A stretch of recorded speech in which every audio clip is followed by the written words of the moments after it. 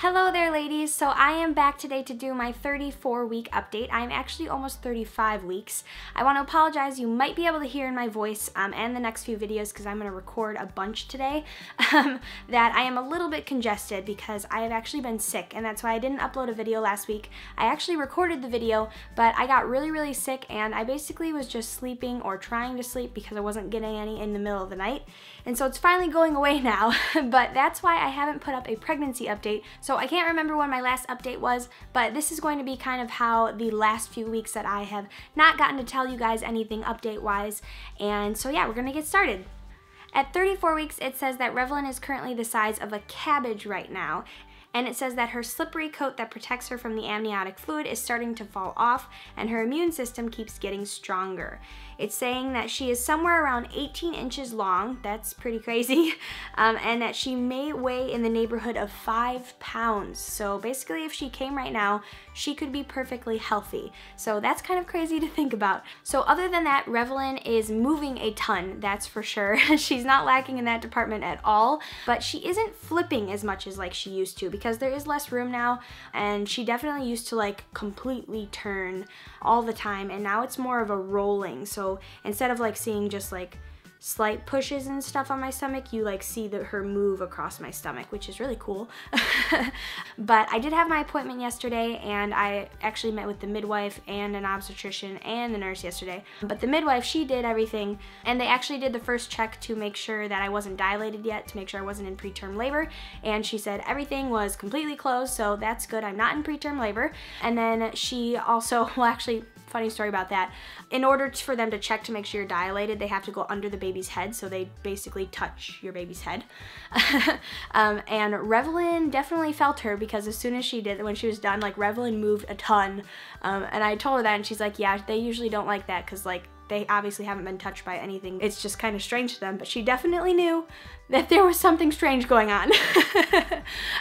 But it was good to find out that I am not in preterm labor, I'm not dilated at all yet. And then she also was able to tell me which way she's positioned. So obviously she touched her head. So she is head down currently, and her back is on this side of my stomach, and then her feet are up here, and then her head's down here obviously, and then her arms are kind of over here. So she was able to tell me which way she was positioned, which was pretty neat. And she said that she could still turn if she wanted to. She didn't necessarily mean that she was gonna stay head down now, but like I said, she hasn't like flipped in quite a while. I used to feel her like flip a lot, and she hasn't, because it's more just like a rolling movement if she moves sides. But I'm pretty sure she probably is going to stay head down the rest of the time. And with that comes having to pee a lot more, unfortunately. But other than that, that's pretty much all that's going on with her movement-wise and stuff. But she is moving a ton. Because though she's now head down and her feet are up, I'm starting to get bruised ribs because she kicks in my ribs, and it makes wearing bras not comfortable anymore, which is kind of annoying. I've never worn bras with, well, I used to wear bras with like underwire and stuff, and since I got pregnant, I don't at all. But still, I'm like very particular. There's only certain ones I can wear now, just because it hurts, because the band is right where the bruising is on my ribs. And it's nothing terrible, it's not like really uncomfortable, but it can get to a point where it's just like, I need to take this off right now, I can't stand it, because it just hurts, unfortunately. But it's not terrible, it's just uncomfortable, I guess you could say. So that is really it update-wise, but I did want to let you guys know about something a little interesting that's been happening. So I actually switched obstetricians. So I no longer am with the obstetricians that I used to be with, and there's a few reasons for this, and so obviously I want to tell you guys about it. And we kind of briefly mentioned something was going on in the vlogs, so you might have heard that, I'm not sure. But basically what was going on is when I started seeing my obstetricians, they were first, obviously, I first saw my gynecologist that was in that office, and then when you get pregnant, you change to seeing all of the doctors in the office, and they're all your obstetricians. So I had a really good experience with my gynecologist, but it just seemed that as soon as you got pregnant, it became more systematic, I guess you could say, and not as personable when you had your appointments. Like I would go in and literally it was like 10 minutes maybe, and they just like were like, do you have any questions? And it was like, no, and they'd be like, okay, bye. And they just check for the heartbeat and like your stomach. But I know that's pretty normal, but it was just very non-personable. Like it was hard for me to make a connection, I guess you could say, with the obstetricians, and they're going to be delivering my baby. Well, I tried to push off that for a while, you know, and I was just like, whatever, they have a lot of patients, obviously, I understand that, and they have to get stuff done. It's not a big deal, just don't worry about it. Well, we went on the hospital tour for the hospital that they are through, and from the very beginning, I didn't really want to give birth at this hospital. There's a different hospital in our area that I really wanted to give birth at, but because my because my obstetricians were through the other hospital, I didn't really have a choice. So it was kind of just like, whatever. Well, we went to the hospital tour, and we found out that they don't allow video or photography during the delivery. They would allow it before, during labor, and they'd allow it after, but they wouldn't allow it at all during delivery, which was very weird to me. And obviously, we had promised all of you guys that you would see the delivery. Now, I want to make a disclaimer, we're not showing anything down there. You will not see anything weird or, you know, no, you won't see any of that. It'll be mainly like our faces, and that's about it. You might see a glimpse of the obstetrician, and then you'll see the baby when she's actually out. But you won't see anything down there. But we promised you guys that you were going to get to see this. This was going to be one of our vlogs. And so it was upsetting, obviously, because we found out we couldn't video or even photograph. So it wasn't even the option of, during the labor part, we could just insert the pictures. And it wasn't even just the vlogging side of things. I think everyone that's had a baby knows that that moment when you first see your baby for the first time is huge. It's just a very big part of giving birth. And there was no way I was going to have that on record. I couldn't even have my sister-in-law, who's going to photograph everything, I couldn't even have her take photos of it. And that was upsetting to me, obviously. So it wasn't even just that we couldn't vlog for you guys. It was that I would never have, it would only be what was in my mind. I could never have it on photo or video. So that was kind of like the last straw.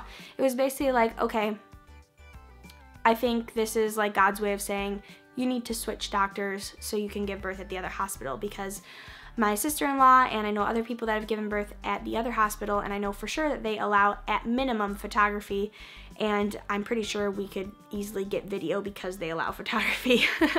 But I'm not 100% sure if they do or don't with the video. I basically just said, all right, I'm switching doctors, and it was stressful trying to find one. But I did find one relatively easy, and from the moment when I went in for my first appointment, yesterday was my first appointment with the new obstetricians, that was the type of office that I wanted to have an experience with. My entire pregnancy, they had never told me, and I'm almost 35 weeks pregnant, and I have appointments every 2 weeks. They had never told me, you know, which way she was positioned. They didn't really try to feel to see that, and that made me nervous because they said they wouldn't check to make sure you were dilated until you were 36 weeks. So they would never even know if I was in preterm labor, if I was already dilated early. Oh, there's a spider over there. So my old doctors never would have even known if I was in preterm labor and I was dilated early. They would have never known because, until 36 weeks obviously, but if I was in preterm labor and I had gone before that, they would have never known because they didn't do any of that. It was literally just, can we hear a heartbeat and are you measuring normal? And that was it. And they would have never known, possibly even if she was breech. I knew there was something wrong with being at that doctor, and obviously my first appointment, they did everything that I saw everyone else talk about in their videos. They were getting these things done and they were behind me in their pregnancy.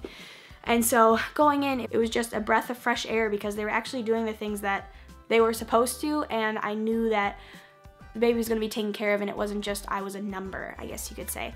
So I had a good experience with my new obstetricians. I'm very happy that I switched, even though I did switch at 33 weeks I switched. So it's pretty crazy.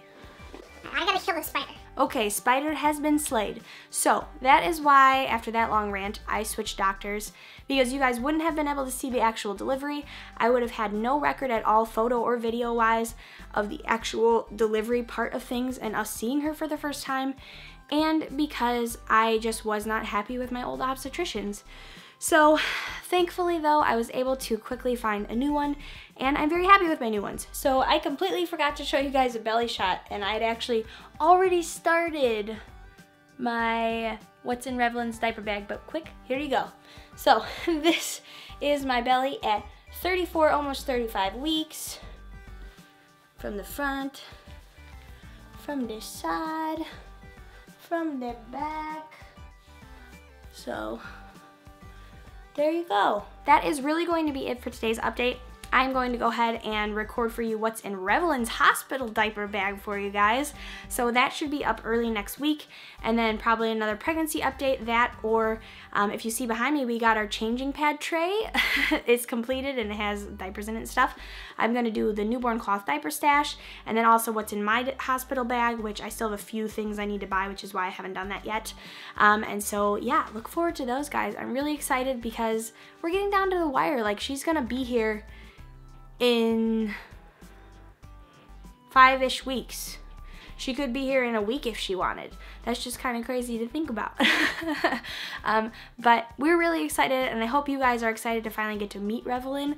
And so this channel is going to get a lot more exciting though, because there's going to be a lot more for me to do than just pregnancy updates.